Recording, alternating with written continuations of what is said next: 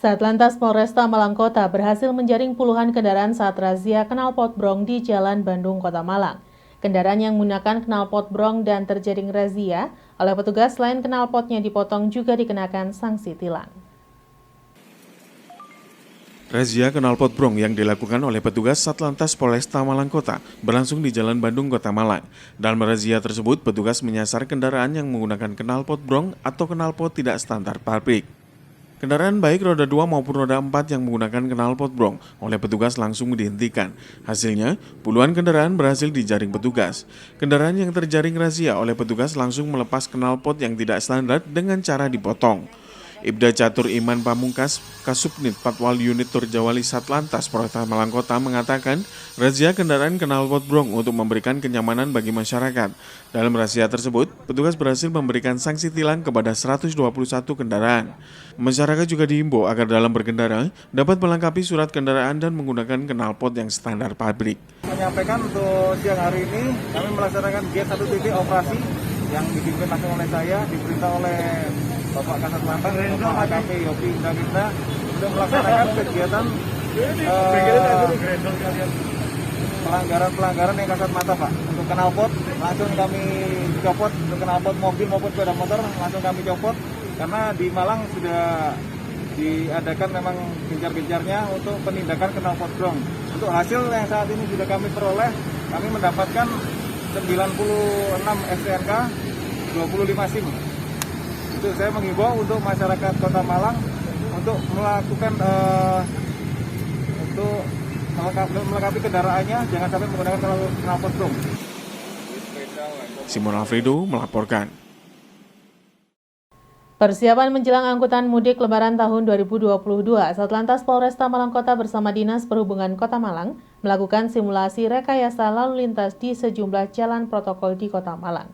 Dalam simulasi rekayasa lalu lintas ini, petugas menutup dan mengalihkan arus lalu lintas ke sejumlah ruas jalan. Dan nantinya akan diterapkan apabila dalam masa mudik Lebaran terjadi kemacetan arus lalu lintas.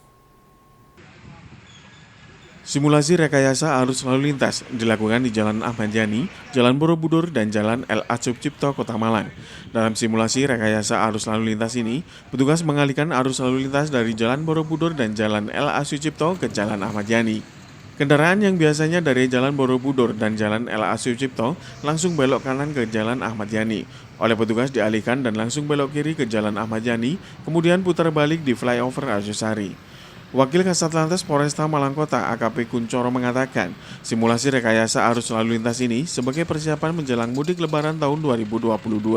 Apabila dalam masa mudik dan terjadi penumpukan kendaraan dari arah tol Karanglo, maka petugas akan melakukan rekayasa di 2 titik, yakni di pintu masuk Kota Malang Jalan Bale Arjosari dan Jalan Ahmad Yani. Sementara menjelang angkutan mudik 2022 yang dimulai pada tanggal 22 April, volume arus lalu lintas di Kota Malang sudah mulai mengalami peningkatan. Saat ini melaksanakan simulasi, kira-kira cara bertindaknya seperti inilah.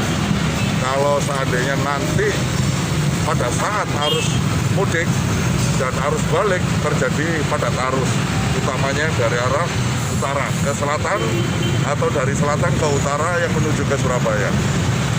Demikian juga bila terjadi pengalihan arus dari Karanglo, rekan-rekan dari lalu lintas kabupaten mengarahkan atau mengalihkan ke arah Mahkota, Polres Malang Kota, apabila terjadi penumpukan di arah Karangploso dan arusnya diarahkan ke Malang Kota. Demikian yang kita akan mengambil cara bertindaknya. Tidak ada crossing, semuanya akan diluruskan dari arah Surabaya atau dari arah utara menuju ke Kota Malang di Simpang 3 PDAM Lama ataupun di Simpang 3 Borobudur itu akan ditutup dengan separator dan diatur oleh petugas secara manual.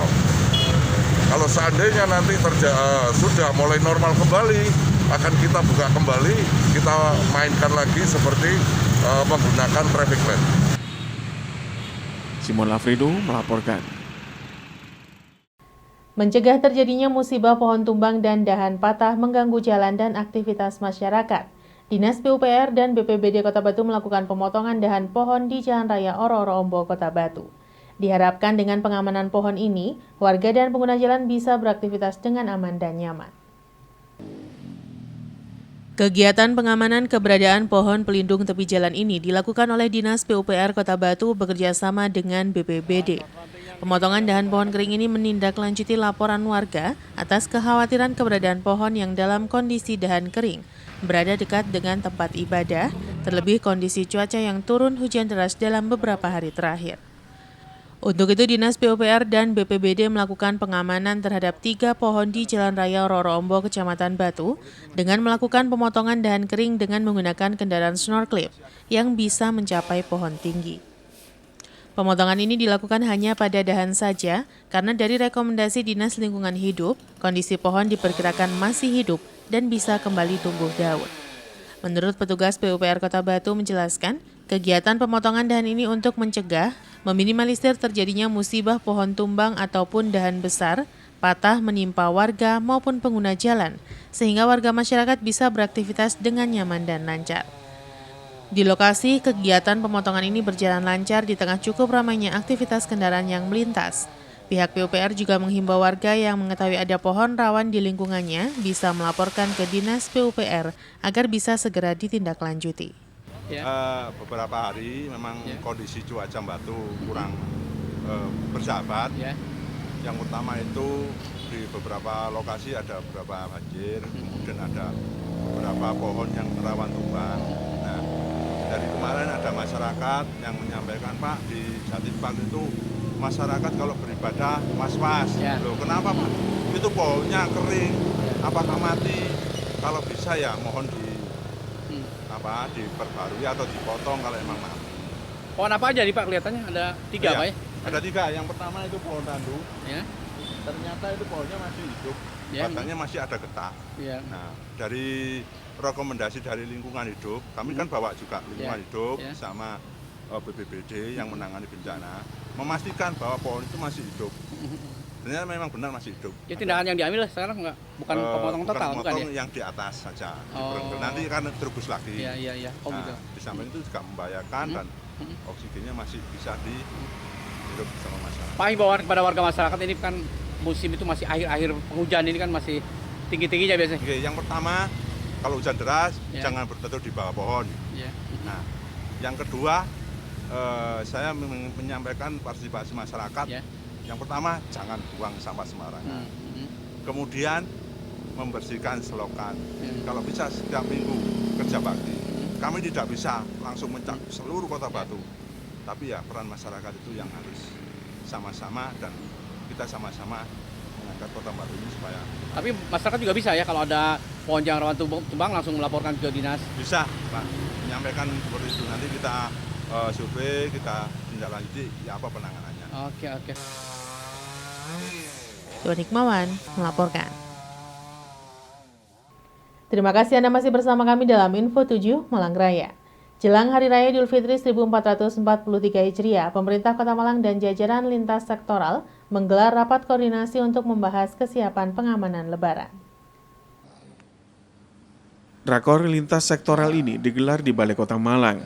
Selain Pemkot Malang, rakor tersebut juga dihadiri oleh Wakapolresta Malang Kota, Komandan Kodim dan jajaran lain seperti MUI, Dinas Kesehatan, dan pihak Pertamina. Beberapa persiapan pengamanan saat Hari Raya Idul Fitri dibahas dalam rakor ini. Wakil Wali Kota Malang Sofyan Edi Jarwoko bersama Wakapolresta Malang Kota dan Dandim Kota Malang menyampaikan bahwa dengan rakor ini pihaknya mengetahui kesiapan pengamanan Lebaran di Kota Malang. Diprediksi untuk Lebaran tahun ini akan terjadi lonjakan arus mudik dan arus balik karena pemerintah sendiri telah memberikan sinyal positif bagi warga untuk mudik setelah sebelumnya 2 tahun tidak melakukan mudik. Dalam kesempatan tersebut, Pemkot Malang juga menghimbau kepada masyarakat agar selama masa mudik Lebaran tahun 2022, masyarakat tetap mematuhi protokol kesehatan. Jadi rapat koordinasi lintas sektoral dalam rangka operasi ketupat tahun 2022 ini mendengarkan secara langsung rencana-rencana operasional yang sudah disiapkan oleh Bapak-bapak dari Polresta Malang, ya, tentang bagaimana menangani terus mengantisipasi datanya arus mudik, ya, yang diprediksi mulai dari tanggal H-3 itu ya, H-3 warga sampai dengan pelaksanaan Lebaran dan arus balik sudah dipaparkan tadi. Begitu juga dengarkan secara langsung daripada arahan Bapak Komandan Kodim, Bapak masukan-masukan dari Bapak Ketua Dewan, ya, masuk tokoh-tokoh masyarakat ini. Nah, yang lebih penting adalah kesiapan daripada perangkat daerah sekaligus daripada satuan vertikal horizontal yang terkait dengan tugas masing-masing, apakah kaitan dengan energi, apakah terkait dengan masalah kesiapan BBM, apakah terkait dengan masalah kesiapan dan stabilitas ketersediaan bahan pokok atau makanan, ya, termasuk tadi juga mempersiapkan pelaksanaan daripada sholat id dan malam takbirnya itu. Nah, insya Allah dengan mendengarkan secara langsung sekaligus melihat daripada paparan yang sudah disiapkan oleh Polresta, insya Allah di Malang sudah siap untuk menyongsong dan menyambut datangnya Idul Fitri, baik mempersiapkan dan mengantisipasi datangnya arus mudik, termasuk menata daripada masyarakat yang nanti akan balik ke kota masing-masing sesuai dengan tujuan. Simon Alfredo melaporkan. Sebagai bentuk perhatian pemerintah Kota Batu kepada warga masyarakat di bulan Ramadan, pemerintah Kota Batu menyapa dan berdialog dengan warga masyarakat dalam kegiatan silaturahmi Ramadan. Tidak hanya itu, pemerintah Kota Batu juga memberikan santunan kepada anak yatim, warga duafa, takmir, dan marbot masjid dan musola. Rabu 20 April 2022 bertempat di Masjid Al-Falah, Dusun Gangsiran, Telekung, Junrejo, Kota Batu. Kegiatan silaturahmi Ramadan 1443 Hijriah ini dihadiri Wali Kota Batu Hajiah Dewanti Rumpoko beserta Wakil Wali Kota Batu Haji Punjul Santoso, Kabakesra Henry Suseno, Camat Junrejo Dian Saraswati, Kepala Desa, tokoh masyarakat, takmir masjid, masyarakat sekitar masjid, anak yatim, dan warga duafa. Kegiatan silaturahmi Ramadan ini dilaksanakan sebagai bentuk perhatian pemerintah dengan menyapa warga ke berbagai masjid di Kota Batu untuk mengetahui secara langsung kondisi warga masyarakat, sekaligus membantu meringankan sedikit beban warga di bulan suci Ramadan. Silaturahmi Ramadan memasuki hari ke-19 ini berlangsung di Masjid Al-Falah, Dusun Gangsiran, RT 1 RW 3 Desa Telekung, Kecamatan Junrejo, Kota Batu.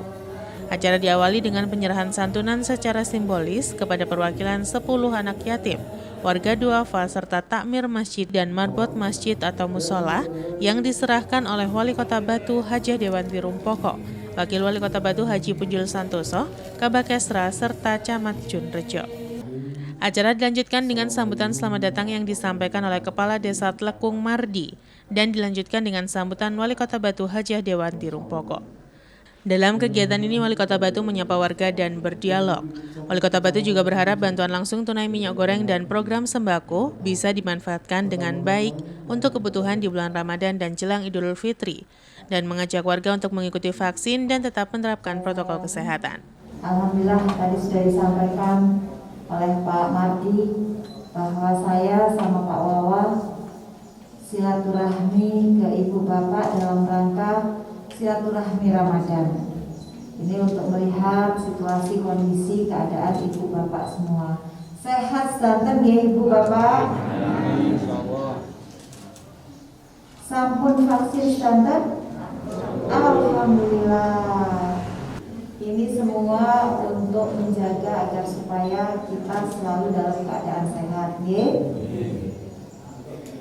Dan yang berikutnya saya mau tanya, ibu-ibu, bapak-bapak, ada yang mendapat bantuan BLT minyak goreng? Belum. Enggak dapat? Ada dapat? Alhamdulillah. Ada yang dapat, ada yang enggak. Yang enggak dapat enggak apa-apa. Ucolnya itu yang ibu pegang sekarang, ya. Nah, yang dapat, alhamdulillah. Yang jelas, Pak Presiden sudah betul-betul memikirkan bagaimana bisa membantu warga masyarakat agar dalam situasi kondisi seperti ini di bulan puasa menyambut hari raya, tapi ada hal-hal yang ternyata sangat di luar dugaan. Selain pandemi, ternyata harga minyak goreng bukan cuma mahal, angel Nah, mudah-mudahan hari raya besok sholat idnya juga kita sudah boleh sholat bareng-bareng. Kegiatan silaturahmi Ramadan ini diakhiri dengan penyampaian tausiah dan doa penutup oleh Ustadz Gatot Syamsuri.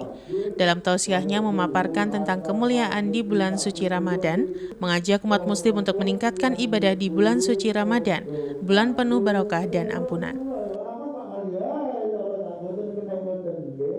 Iwan Dikmawan melaporkan.